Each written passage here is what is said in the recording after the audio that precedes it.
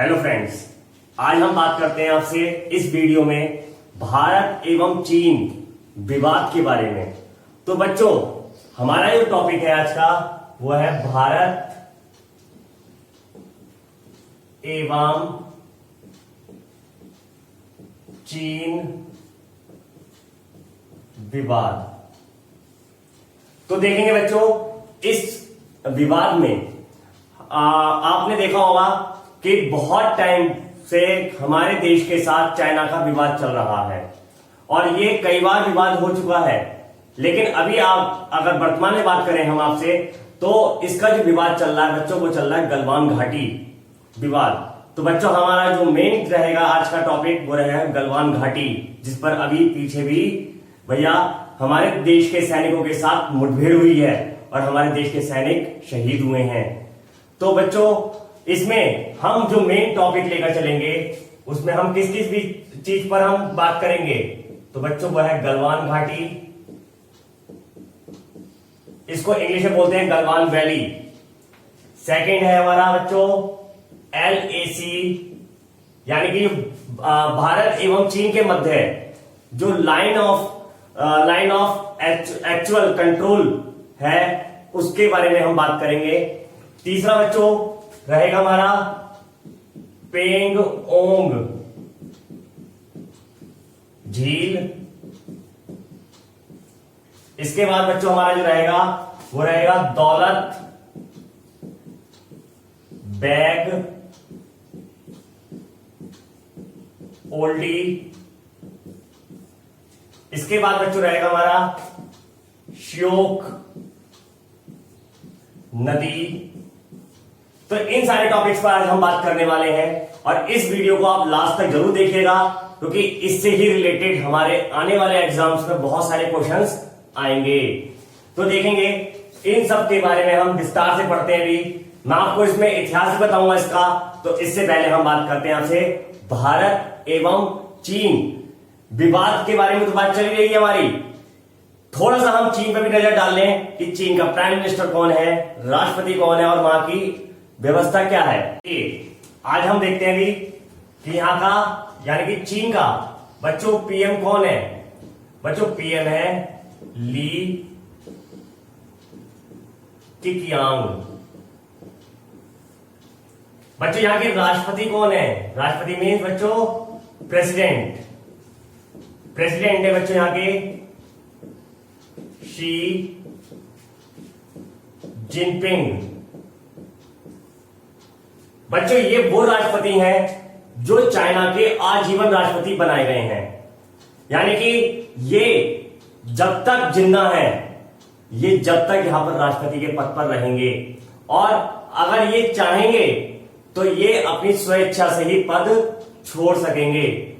तो इनके लिए ये बताया जाता है कि एशिया का ऐसा कौन सा देश है जहां पर आजीवन राष्ट्रपति नियुक्त किया गया है।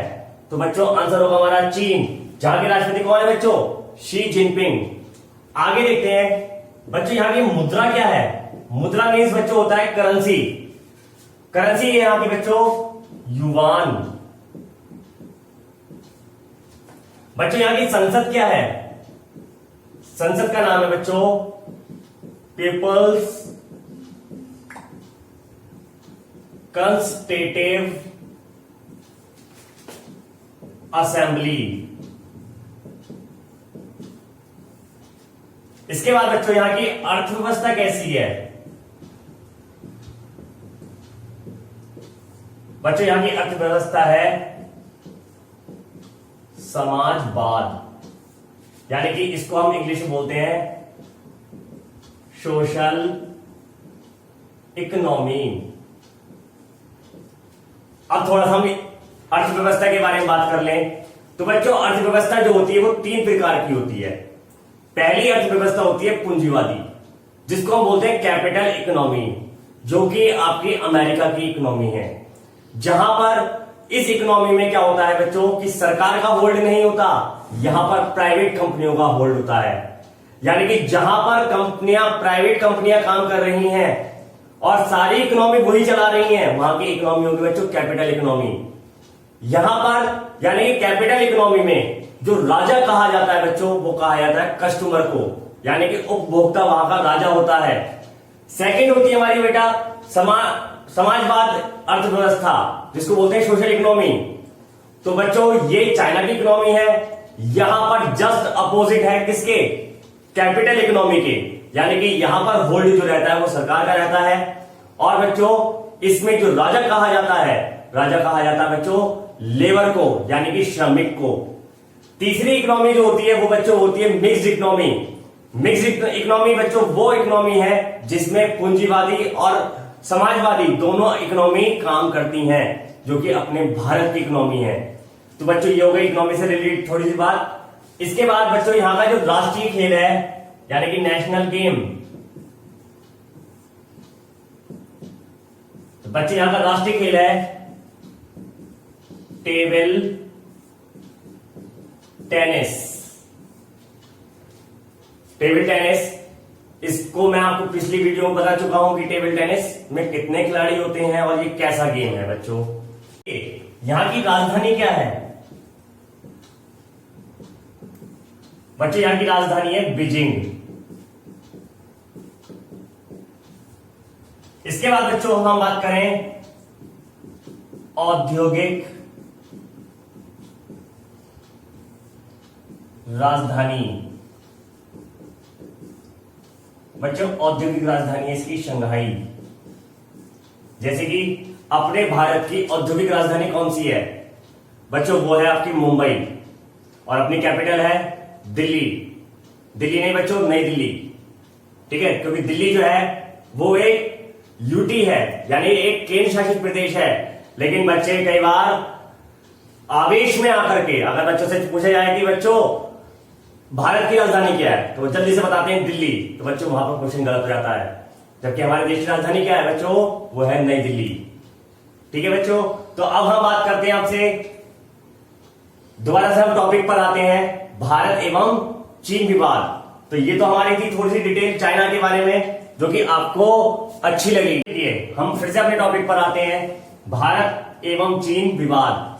तो बच्चों हम इसमें पहला जो पॉइंट लेंगे बच्चों वो है LAC। मैंने अभी आपको पहले ही बताया था इसमें कि LAC क्या है, भारत एवं चीन के मध्य जो खींची गई रेखा है उसको आपने पढ़ा है मैकमोहन। तो बच्चों मैकमोहन तो है ही, ये वो रेखा है जिसकी प्रॉपर मार्किंग नहीं की गई है, उसका नाम LAC रखा गया है। जैसे कि बच्चों भारत एवं पाकिस्तान के बीच जो है वो है रेड क्लिफ रेखा, लेकिन हम बात करें रेखा की तो वो है LOC। इसी तरीके से भारत एवं चीन के बीच जो है बच्चों वो है LAC, जिसका नाम है line of actual control. Hindi में इसको यही लिख देता हूं मैं, लाइन ऑफ एक्चुअल कंट्रोल। बच्चों यहां तक समझ में आ गया होगा। अब हम बात करें कि LAC है क्या। तो LAC कब बनी,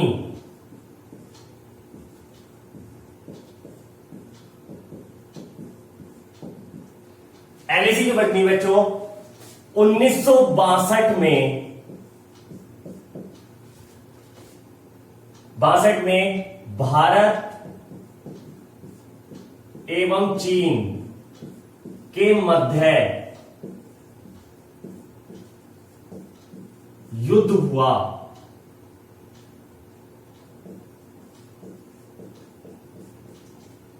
तभी से इस रेखा को माना गया है, लेकिन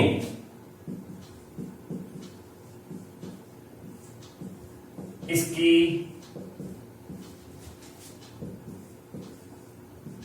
प्रॉपर मार्किंग ना होने के कारण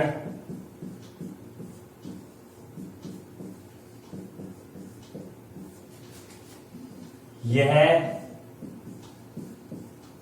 विवाद चल रहा है। तो बच्चों समझ में आ गया होगा कि इसकी प्रॉपर मार्किंग नहीं हुई है, क्योंकि वो हिस्सा पहाड़ और पठारों के बिहाफ पर अलग हुआ है। तो बच्चों इसकी प्रॉपर मार्किंग ना होने के कारण यह विवाद चल रहा है। इस पर चाइना यह कहता है कि यह हिस्सा हमारा है, लेकिन भारत कहता है यह हिस्सा हमारा है। तो लेकिन ये दोनों में भी विवाद चल रहा है कि ये तय नहीं हुआ कि हिस्सा है किसका।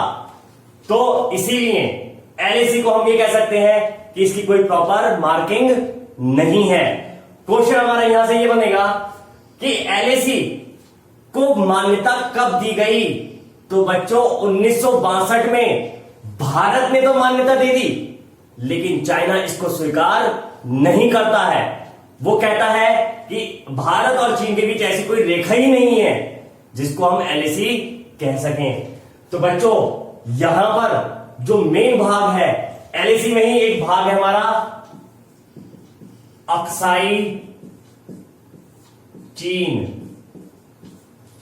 अक्साई चीन पर पूरा जो इस समय दबदबा है बच्चों भारत का है, लेकिन चाइना इसको मानने को तैयार नहीं है, क्योंकि वो ये कहता है कि यह हिस्सा भारत का नहीं, यह हिस्सा हमारा है। जैसे बच्चों भारत पाकिस्तान में इस समय विवाद चल रहा है पीओके को लेकर के कि पीओके पाकिस्तान कहता है हमारा है, भारत कहता है हमारा है। इसी तरीके से भारत और चीन के बीच जो विवाद चल रहा है वो कहां पर चल रहा है, अक्साई चीन, जो कि कहां पर स्थित है, एलएसी पर स्थित है। तो बच्चों इसके बारे में मैं आपको थोड़ा सा पास्ट में मैं ले चलता हूं, और पास्ट में ले जाने पर मैं आपको ये पूरी कहानी एक स्टोरी के माध्यम से समझाता हूं, और उसके जो मेन पॉइंट्स हैं मैं आपको बोर्ड पर डिस्प्ले करके दिखाता हूं। उसको आप जरूर नोट कर लीजिएगा, क्योंकि वो एग्जाम से रिलेटेड पॉइंट्स बनने वाले हैं। तो देखेंगे आगे हमारा, हम बात कर रहे हैं एलएसी की, तो एलएसी आप समझ में आ गया होगा। अब हम बात करेंगे इसमें आगे इसके इतिहास की। किसके बच्चों, अब हमारा मेन टॉपिक जो आएगा वो आएगा गलवान घाटी। बच्चों अभी हमारे टॉपिक ये बचा है कि एलएसी जो मैंने आपको भी पीछे पढ़ाया है वो भारत के कितने राज्यों को स्पर्श करती है। इसको और देख लेते हैं हम। तो बच्चों वो है लद्दाख, उत्तराखंड, तीसरा है हमारा हिमाचल प्रदेश,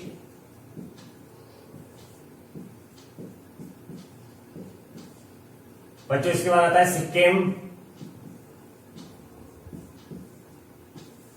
और पांचवा स्टेट आता है हमारा अरुणाचल प्रदेश।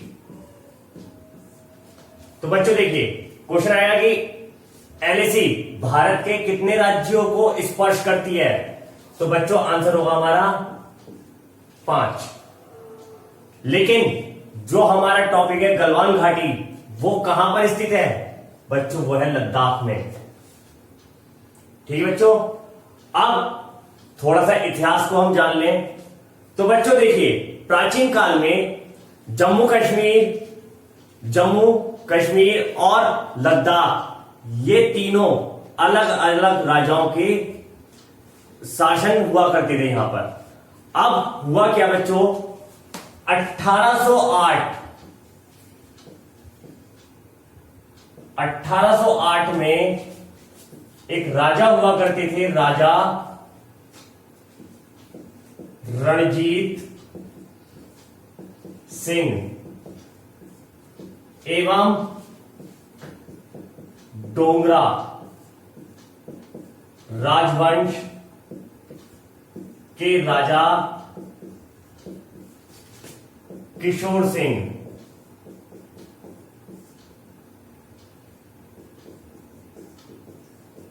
किशोर सिंह के बीच बच्चों युद्ध हुआ, और उस युद्ध में किसकी विजय हुई बच्चों, वो विजय हुई राजा रणजीत सिंह की। और रणजीत सिंह ने इस पर विजय प्राप्त करके 1808 में जम्मू पर रणजीत सिंह का कब्जा हो गया। बच्चों फिर हुआ क्या, 1819 में राजा रणजीत सिंह ने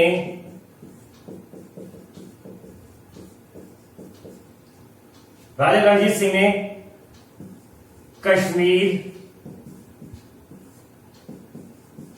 हिस्से को भी जीत लिया। अब आगे क्या हुआ बच्चों, 1834 में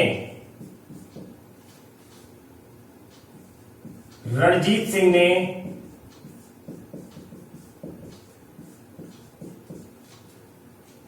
ने लद्दाख को भी जीत लिया।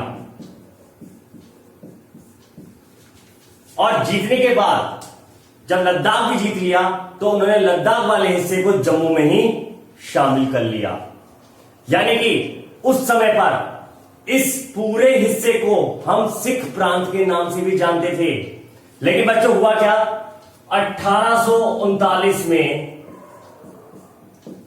राजा रणजीत सिंह की मृत्यु हो गई। और इनकी मृत्यु होने के बाद उस हिस्से में भैया सिख प्रांत का दबदबा जो पहले कायम था वो कमजोर होने लगा। और इनकी मृत्यु के बाद उस जगह का जो राजा बनाया गया वो डोगरा राजवंश के राजा गुलाब सिंह को बनाया गया। और गुलाब सिंह कौन थे बच्चों, गुलाब सिंह जो थे वो राजा किशोर सिंह के बेटे ही थे। यानी कि दोबारा से जो गद्दी प्राप्त की वो किसने की बच्चों, डोगरा राजवंश ने ही दोबारा से राजगद्दी को प्राप्त किया। तो हमारा मेन जो टॉपिक्स पे जो क्वेश्चंस बनते हैं वो ये आता है कि 1808 में किन दो शासकों के बीच जम्मू को लेकर के युद्ध हुआ। तो बच्चों वो हुआ रणजीत सिंह और डोगरा राजवंश के राजा किशोर सिंह के बीच। सेकंड क्वेश्चन आता है कि उस युद्ध में किसने विजय प्राप्त की।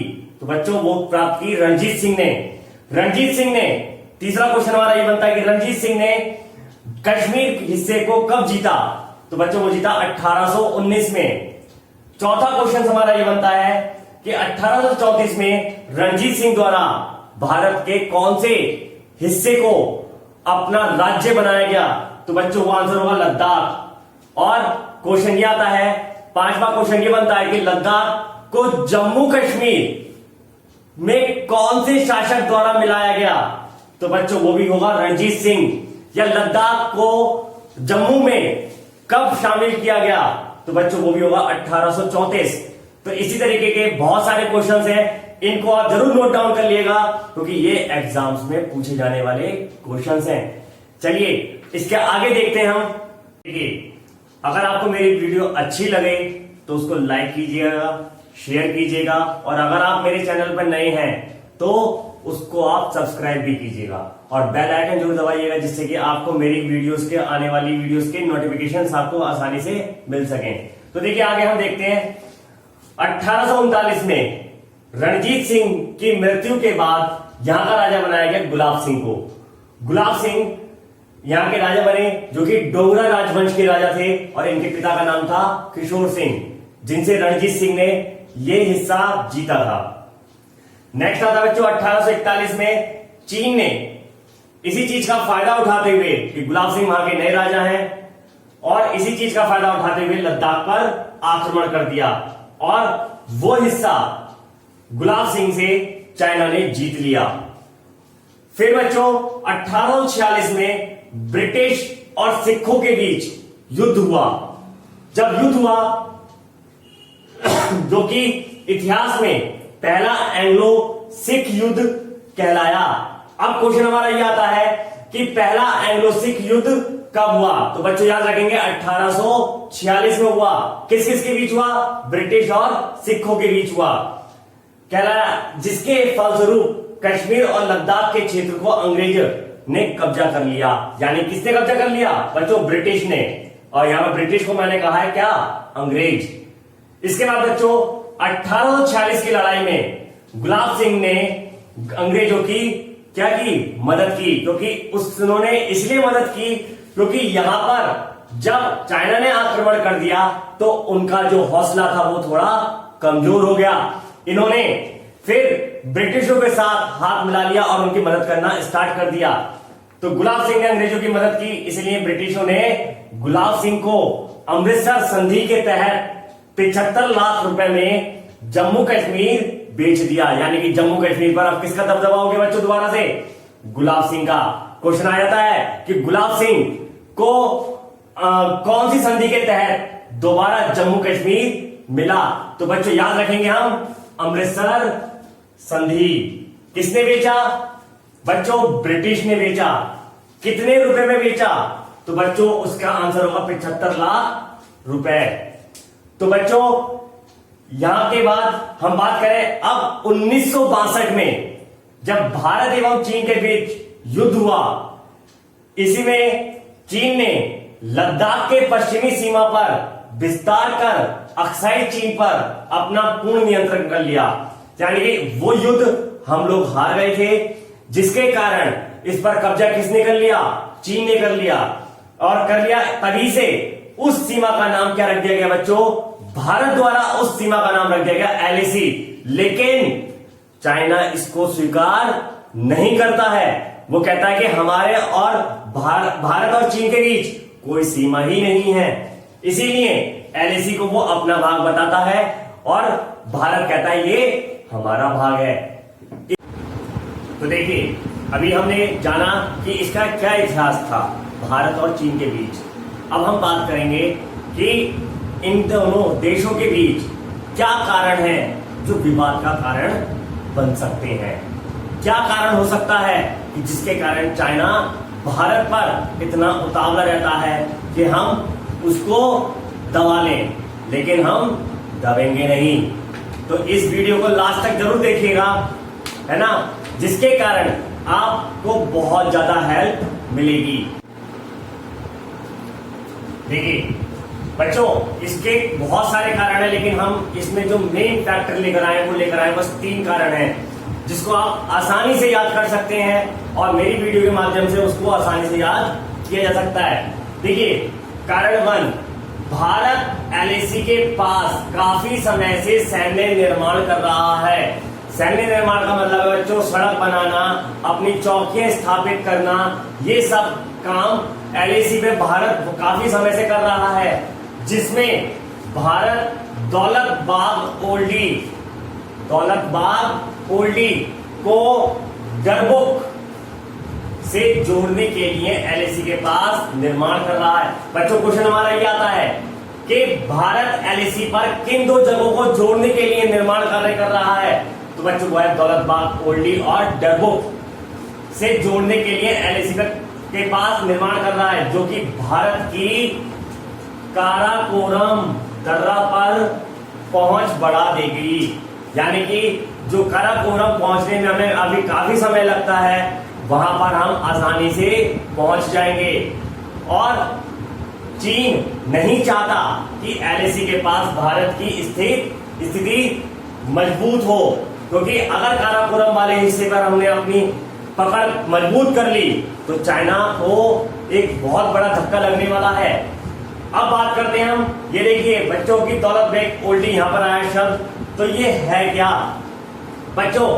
यह विश्व की सबसे ऊंचाई पर स्थित एक हवाई पट्टी है, जो कि 1962 में बनी है और इसकी लंबाई 3 किलोमीटर है। लेकिन 1962 में बनने के बाद ये सक्रिय नहीं हुई, यानी कि इस पर कोई भी प्रकार का कार्य नहीं हो रहा था। इसको कब सक्रिय किया गया? तो बच्चों इसको सक्रिय किया गया सन 2008 में, और ये सियाचिन और ग्लेशियर के बहुत नजदीक स्थित है। इसीलिए अब इसमें मेन फैक्टर ये है कि ये वो भाग है जहां से भारत पाकिस्तान एवं चाइना दोनों देशों की गतिविधियों पर नजर रख सकता है। इसीलिए ये इस समय जो पकड़ में है वो भारत की पकड़ में है।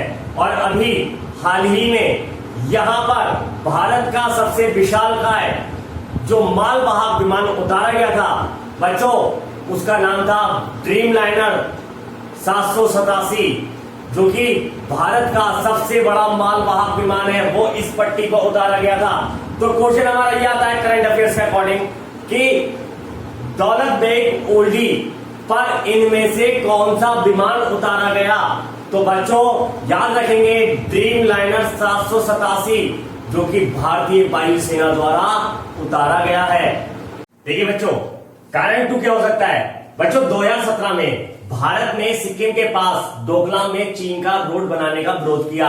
यानी कि 2017 में चाइना क्या कर रहा था, डोकलाम में रोड निर्माण कर रहा था जिसका भारत ने विरोध किया। अब डोकलाम एक ट्राई जंक्शन है, यानी ट्राई जंक्शन का मतलब यह है कि जहां भारत, भूटान एवं चीन तीनों देशों की सीमा मिलती है। तो बच्चों ये क्वेश्चन आ जाता है कि डोकलाम जंक्शन यानी ट्राई जंक्शन पर कितने देशों की सीमा मिलती है। तो बच्चों आ जाएगा 3। कौन कौन से हैं, भारत, चीन एवं भूटान। अब भारत इस क्षेत्र पर अपना दावा पेश नहीं करता क्योंकि इसका अधिकांश भाग भूटान का लगता है, डोकलाम का। तो बच्चों इसका विवाद जो चल रहा है वो किसके बीच चल रहा है, चाइना एवं भूटान के बीच विवाद चल रहा है।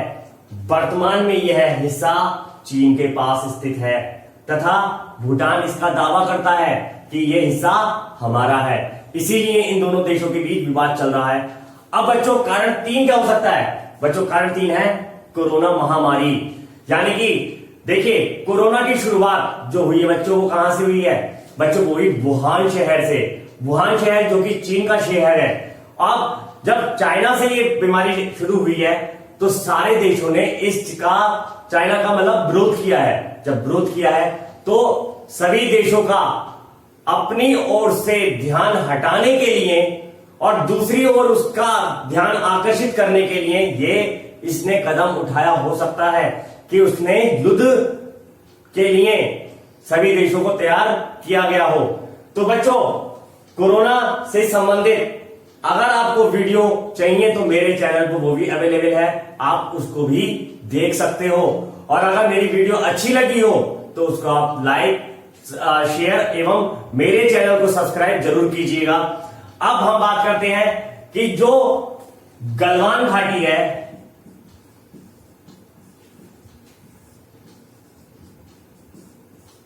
बच्चों गलवान घाटी कहां पर है। ये घाटी श्योक नदी एवं पेंगोंग झील के मध्य जो घाटी है बच्चों उसका नाम है गलवान घाटी। अभी ये चर्चाओं में क्यों रही, क्योंकि अभी इसी साल 15 जून सन 2020 को भारत एवं चाइना दोनों देशों की सेनाएं आमने सामने थीं और जिसमें हमारे देश के तमाम सैनिक शहीद हुए हैं और हमारे देश के उन सैनिकों ने चाइना के भी कई सैनिकों को मार गिराया। तो बच्चों क्वेश्चन हमारा यह आ सकता है कि गलवान घाटी कौन सी नदी और कौन सी झील के मध्य स्थित है। तो बच्चों श्योक नदी और पेंगोंग झील कहां पर स्थित है बच्चों, यह है आपका लद्दाख में। अब क्वेश्चन तीसरा हमारा यह बनता है कि गलवान घाटी में भारत एवं चीन के मध्य युद्ध कब हुआ। तो बच्चों याद रखेंगे 15 जून सन 2020। तो बच्चों अगर मेरा वीडियो बहुत अच्छा लगा हो तो आप उसे लाइक शेयर जरूर कीजिएगा और अगर आप मेरे चैनल पर पहली बार आए तो उसको सब्सक्राइब जरूर कीजिएगा। Thank you. जय हिंद, जय भारत।